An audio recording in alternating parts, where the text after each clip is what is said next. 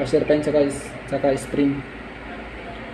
Kaya hindi mahirap ilagay mo natin sa delivery valve dito.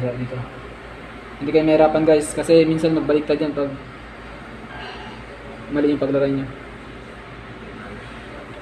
Yun, higpitan natin.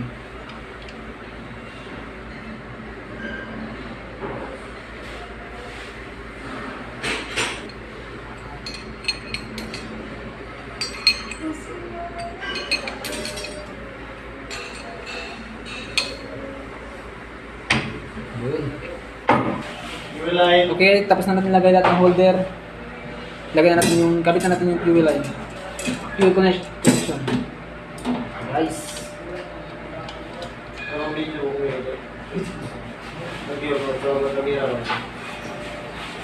Observe pa rin yung mga tapos.